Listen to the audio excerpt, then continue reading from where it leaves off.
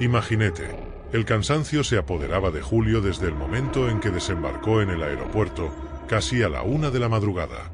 Le ardían los ojos de tanto sueño, y lo único que deseaba era abrazar a su esposa y decirle que ya había vuelto. El viaje de negocios en San Diego había sido más agotador de lo normal. Reuniones interminables, eventos nocturnos y muy poco tiempo para descansar. Aquel día en particular, todo parecía haberse prolongado más de la cuenta. El vuelo llegó con retraso, la sala de espera del aeropuerto estaba casi vacía y lo único que Julio podía pensar era en llegar de una vez a casa. Intentó llamar a su esposa para avisarle de que ya estaba en el aeropuerto, pero la llamada fue a parar al buzón de voz. Debe de estar dormida, pensó, esbozando una sonrisa cansada. Todavía en el aeropuerto, se dio cuenta de que casi no había movimiento en las cintas de equipaje. Apenas unas cuantas personas recogiendo sus maletas, la mayoría con una expresión de cansancio similar a la suya. La luz blanca y fría del techo hacía que el ambiente se sintiera aún más solitario, y de vez en cuando, el sonido de alguna máquina expendedora rompía el silencio. En cuanto recuperó su maleta, respiró hondo, abrió la aplicación de taxis y pidió un coche. Tenía prisa por llegar a casa. Sin embargo, en ese instante, una extraña sensación de incomodidad empezó a formarse en su estómago, como si algo en el aire hubiera cambiado. Pero Julio intentó convencerse de que solo era culpa de la noche mal dormida y del desfase horario. El taxi llegó rápido. Un sedán negro que a primera vista no tenía nada especial. Cuando Julio se acercó, vio que el conductor bajaba la ventanilla y le hacía una seña. Era un hombre de mediana edad, con el cabello escaso, que mostró una sonrisa que, si pretendía ser amistosa, no lo lograba. Había algo inquietante en esa sonrisa demasiado amplia y en sus ojos, que parecían no posarse en ningún sitio. «Buenas noches, señor. ¿A dónde va?», preguntó el conductor, con una voz ronca y arrastrada. Julio respondió cortésmente y confirmó la dirección con una breve sonrisa, aunque no podía quitarse de encima aquella punzada de inquietud. Sacudió la cabeza para alejar el pensamiento. «Debe de ser solo mi imaginación», se dijo, colocando la maleta en el asiento trasero y entrando al coche. Dentro del taxi, el olor era extraño, una mezcla de perfume barato con algo que olía a podrido. Julio trató de ignorarlo, abriendo un poco la ventanilla para respirar el aire fresco de la madrugada. El conductor se dio cuenta y apagó el aire acondicionado, sin decir nada. El trayecto comenzó en silencio, hasta que el conductor preguntó, sin apartar los ojos de la carretera: «¿Viaja mucho solo?». La pregunta parecía inofensiva, pero el tono hizo que Julio sintiera un leve escalofrío en la nuca. Respondió de forma vaga, intentando ser educado: «Sí, a veces. Forma parte del trabajo». El conductor hizo una pausa larga antes de proseguir. «Y en casa le espera alguien, ¿verdad?». La frase sonaba casual, pero el tono era invasivo, como si el hombre supiera algo que Julio no había contado. Sintió un sobresalto, pero trató de mantenerse tranquilo. Dio una respuesta escueta y evitó prolongar la conversación. Notó que los ojos del hombre lo escrutaban a través del espejo retrovisor a cada instante. A medida que avanzaba el taxi, la sensación de malestar se intensificaba. El conductor manejaba despacio, lo que hacía que la tensión aumentara. La ciudad estaba prácticamente desierta a esas horas, con apenas algunas luces de farolas y tiendas de conveniencia 24 horas. Entonces sucedió lo que Julio más temía. El coche pasó de largo la salida que llevaba directamente a su urbanización. El corazón de Julio dio un vuelco. Conocía bien ese camino, llevaba años viviendo allí, y no le cabía duda de que el conductor había ignorado esa salida deliberadamente.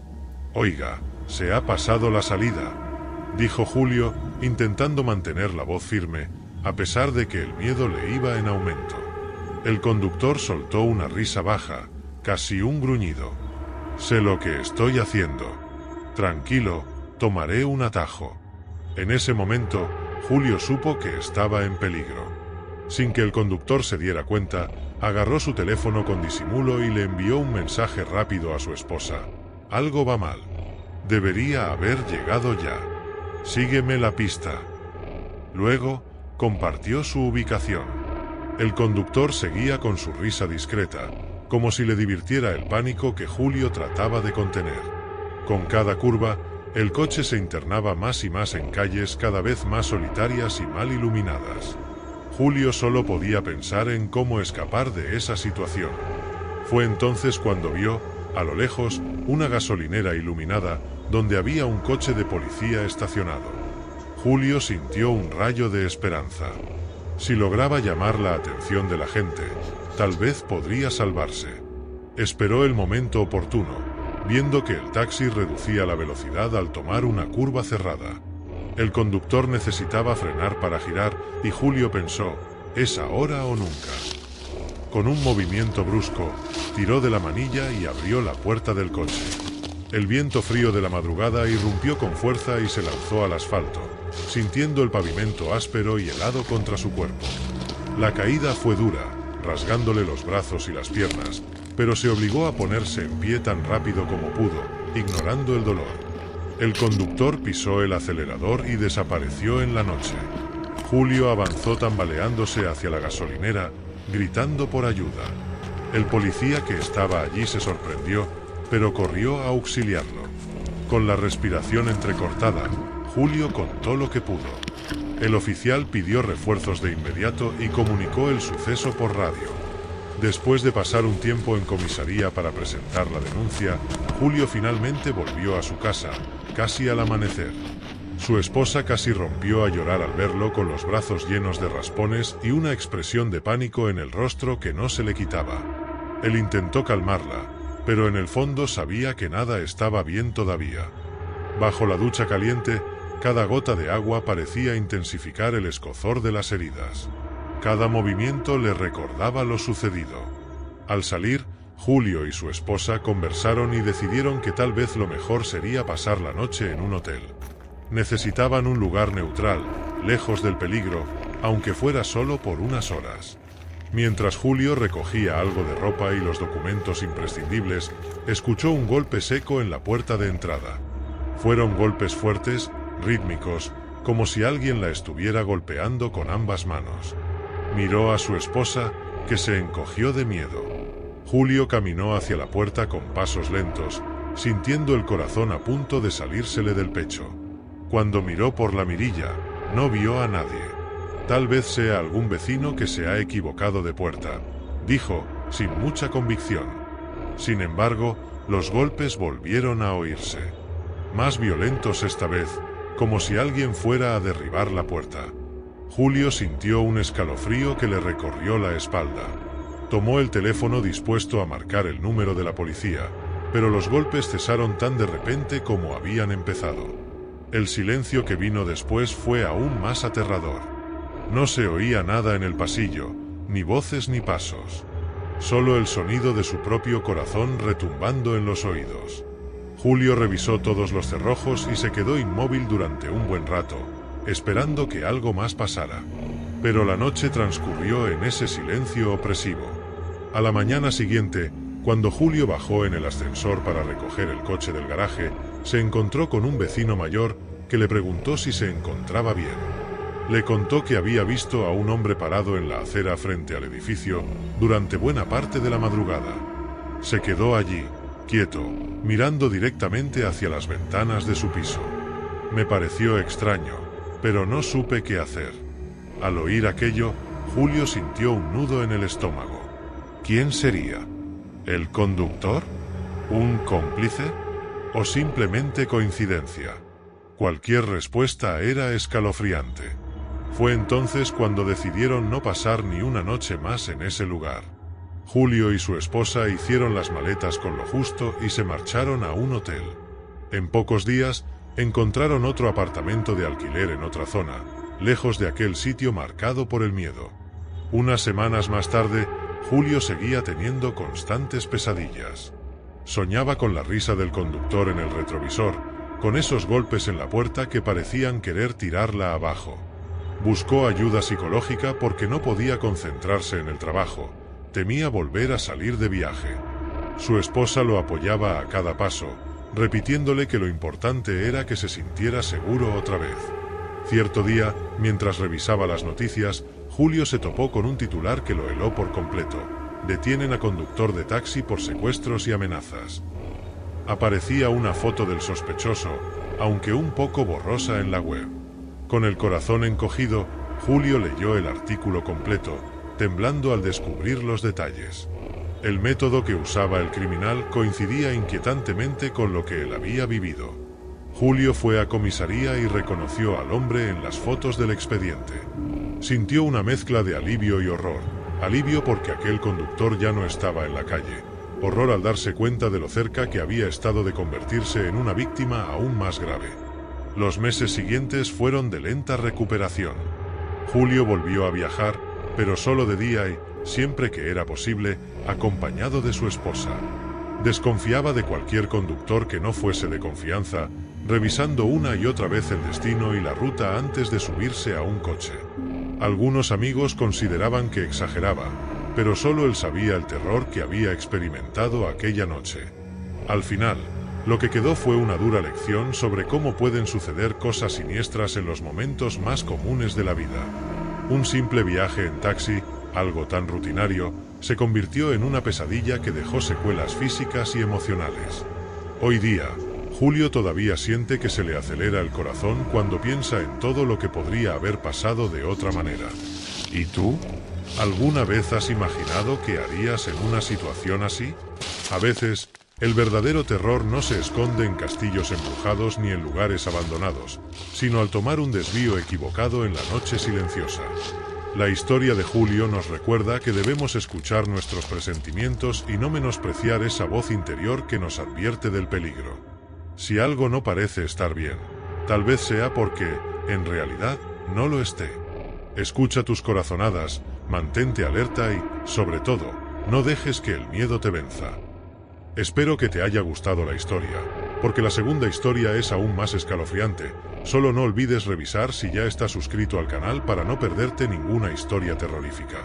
Imagínate, en el corazón del estado de Iowa, había una granja que parecía estar aislada del resto del mundo.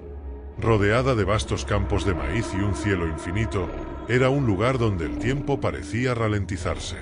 Cheryl y Mike eligieron ese refugio para escapar del bullicio de la ciudad. Cheryl, de 34 años, era una mujer práctica, con un corazón generoso y una habilidad innata para cuidar la casa y los animales. Mike, de 37 años, era más reservado, pero tenía un espíritu protector y una determinación que hacía que Cheryl se sintiera segura. Esa noche de octubre de 2018, el aire estaba frío y el viento danzaba entre los árboles. Cheryl estaba en la cocina, lavando los últimos platos de la cena, mientras Mike estaba en la sala, absorto en un libro. La granja, bañada por el silencio, parecía más pacífica que nunca. O, al menos, eso pensaban. Alrededor de las 9:30, Cheryl escuchó un sonido que la hizo detenerse en seco. Toc, toc, toc. Miró por la ventana sobre el fregadero, pero no vio nada más que oscuridad. Mike llamó con voz vacilante. ¿Escuchaste eso? Mike levantó la mirada de su libro y frunció el ceño. El silencio volvió, pero no por mucho tiempo. Toc, toc, toc. Esta vez, los golpes eran más insistentes. Cheryl sintió un escalofrío recorrer su espalda. Mike se dirigió a la puerta con una expresión seria. Cogió la escopeta que siempre mantenía apoyada en la pared cerca de la entrada. «Quédate aquí», le dijo a Cheryl antes de mirar por la mirilla. Afuera, había un hombre de pie. Era alto y delgado, con ropa sencilla que parecía haber pasado por días duros. La tenue luz del porche revelaba un rostro marcado por arrugas y ojos que parecían no saber dónde posarse. «¿Quién es usted?», preguntó Mike, manteniendo la puerta cerrada. El hombre sonrió levemente, pero había algo extraño en él. «Perdón por molestar. Estoy perdido. Mi coche se averió y necesito ayuda». Cheryl apareció junto a Mike, observando al hombre por la rendija de la cortina. Había algo en él que aceleraba el latido de su corazón, y no era empatía. Quizás era el tono de su voz, que sonaba incómodamente casual. O tal vez era la forma en que evitaba mirar directamente a la puerta. ¿Dónde está su coche?, preguntó Mike, desconfiado.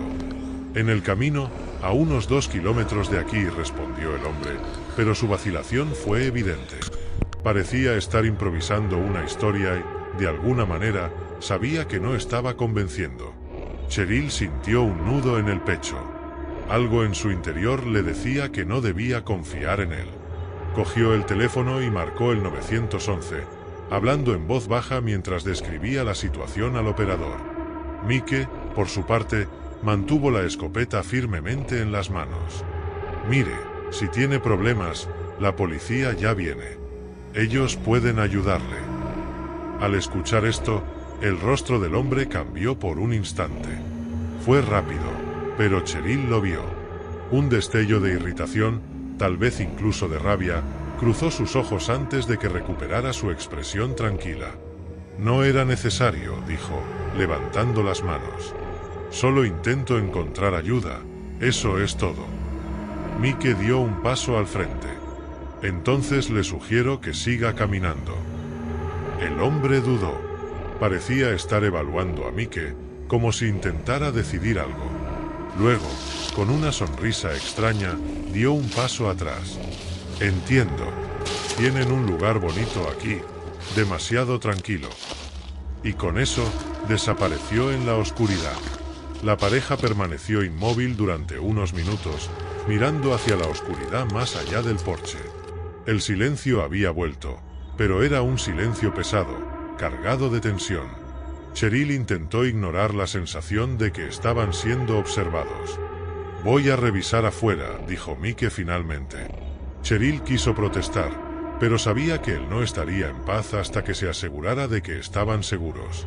Mientras Mike salía, Cheryl cerró todas las puertas y ventanas. Miró hacia el campo, donde el viento hacía que el maíz se moviera como olas en un mar invisible. Fue entonces cuando lo escuchó. Un sonido débil, casi imperceptible. Pasos. Contuvo la respiración y volvió a tomar el teléfono.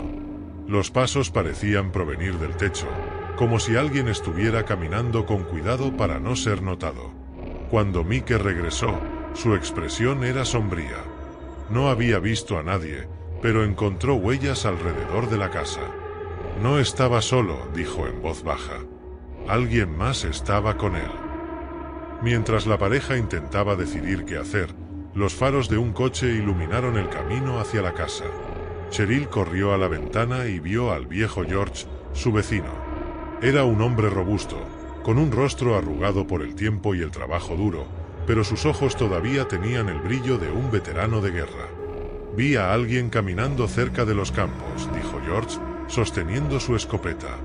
«Pensé que sería mejor venir hasta aquí».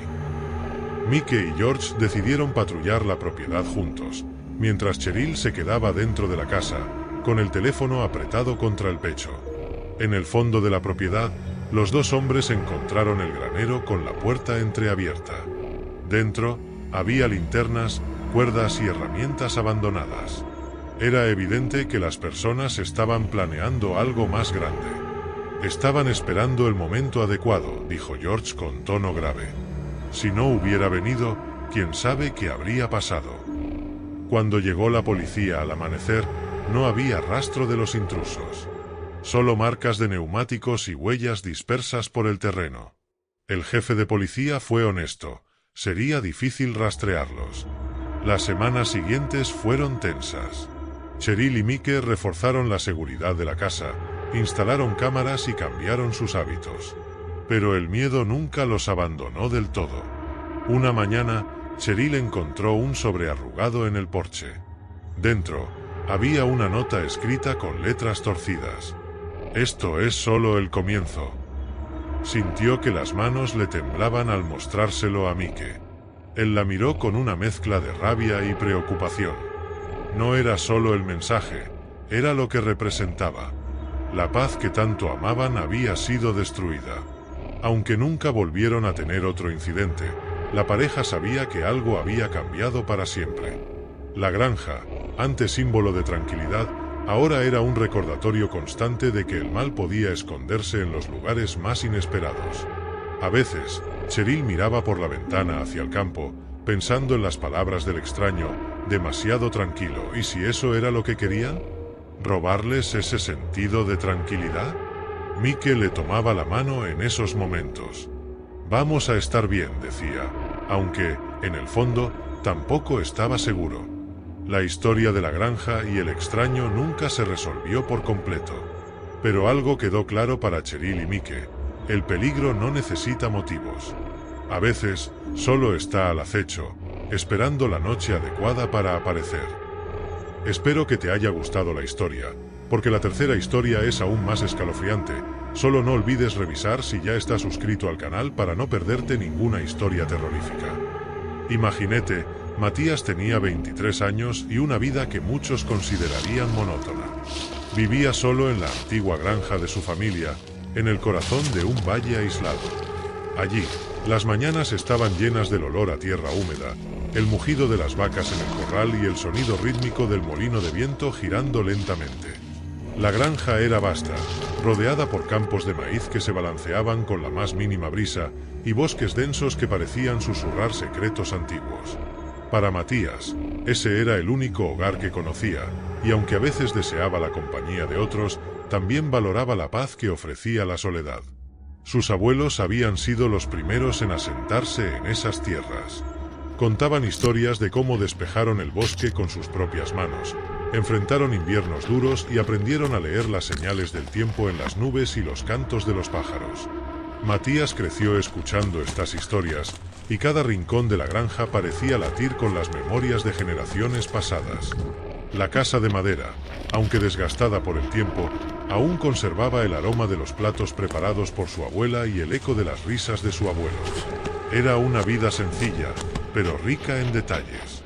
Matías se levantaba antes del amanecer para cuidar del ganado, reparar cercas y asegurarse de que los cultivos estuvieran saludables. Al caer la noche, se sentaba en el porche con una taza de café y observaba las estrellas, mientras los grillos cantaban al unísono. La vida era predecible y tranquila, hasta el día en que algo cambió. Aquella noche comenzó como cualquier otra. Matías terminaba de cerrar el granero y planeaba preparar algo para cenar. Pero esa noche, la luna llena estaba tan brillante que parecía iluminar cada rincón de la granja, transformando las sombras en siluetas nítidas. Se detuvo por un momento, admirando el brillo plateado que caía sobre los campos. Fue entonces cuando escuchó el sonido. Era un susurro bajo, casi imperceptible. Matías dejó de respirar por un instante para intentar escuchar mejor. El sonido no provenía de ningún animal que él conociera, ni parecía el movimiento natural del maizal con el viento. Era algo más humano. Pero tampoco era una voz común. Era un murmullo rítmico, como un cántico antiguo en un idioma que no lograba entender. El sonido parecía flotar en el aire, viniendo de algún lugar cerca de las vacas. Con una sensación de inquietud creciente, Matías agarró su linterna y el rifle que su abuelo le había regalado en su cumpleaños número 16.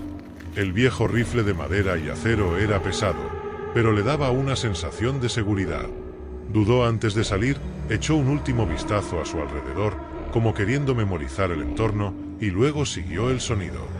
Al atravesar el maizal, Matías notó que el sonido se hacía más fuerte con cada paso. Las hojas del maíz parecían vivas, susurrando en respuesta al viento. El aire estaba más frío de lo normal, y un olor a cera derretida comenzó a invadir sus fosas nasales. Sintió un nudo en la garganta, pero continuó. Era como si algo lo atrajera, algo que no podía ignorar. Cuando llegó al claro, Matías se detuvo, con el corazón latiendo tan rápido que sentía el pulso en los oídos. Allí, rodeado de velas parpadeantes, había un tronco viejo, y sobre él, la cabeza de una vaca. La escena parecía sacada de una pesadilla. Alrededor del tronco, un grupo de personas estaba de pie, cubiertas con túnicas negras. Llevaban máscaras grotescas, hechas de cuero o madera oscura, con ojos que parecían brillar bajo la luz de las velas. Matías se quedó paralizado, observando al grupo entonar su extraño cántico. Las palabras, o sonidos, eran guturales y graves, resonando en la noche como el lamento de almas perdidas. El olor a hierro, a sangre, era inconfundible. Sintió que las manos le temblaban, pero logró gritar: ¿Quiénes son ustedes? ¿Qué están haciendo aquí? Ninguno de ellos respondió. Algunos continuaron el cántico como si Matías no estuviera allí, mientras otros giraron lentamente sus máscaras hacia él.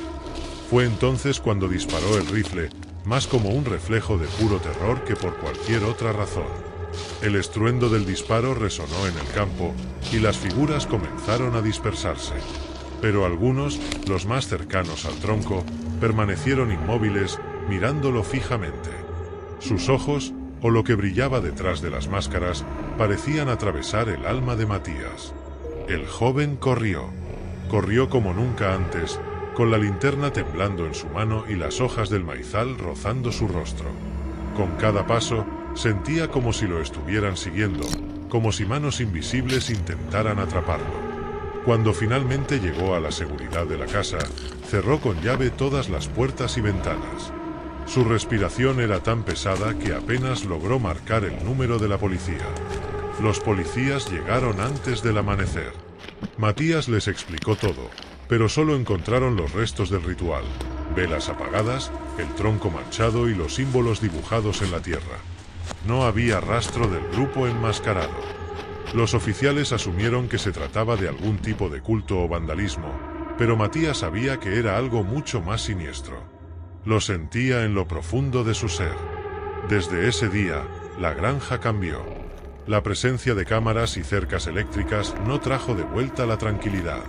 Matías intentó seguir con su vida, pero nunca volvió a sentirse seguro. Comenzó a escuchar sonidos por la noche, no todos los días, pero con la frecuencia suficiente para mantener viva la inquietud. Una vez, al revisar las grabaciones de las cámaras, vio una figura que se detuvo y miró directamente a la lente antes de desaparecer en el maizal. No había explicación. Solo el silencio aterrador de una granja que ya no era lo que solía ser. Con el tiempo, Matías comenzó a alejarse de la granja. Evitaba hablar de lo sucedido, pero nunca lo olvidó. Se mudó a la ciudad, tratando de encontrar algún tipo de normalidad. Pero incluso entre los ruidos urbanos, seguía escuchando ese cántico en sus noches más solitarias. El brillo de las máscaras seguía atormentándolo, y sabía, en el fondo, que lo que empezó aquella noche no terminaría tan fácilmente. Matías había cruzado un límite que no comprendía, y aquello, fuera lo que fuera, nunca lo dejaría. ¿Pelos de punta? Cuéntame, ¿cuál te gustó más? Pues en el siguiente vídeo la historia es aún más escalofriante. Solo que no olvides comprobar si ya estás suscrito al canal para no perderte ninguna historia terrorífica.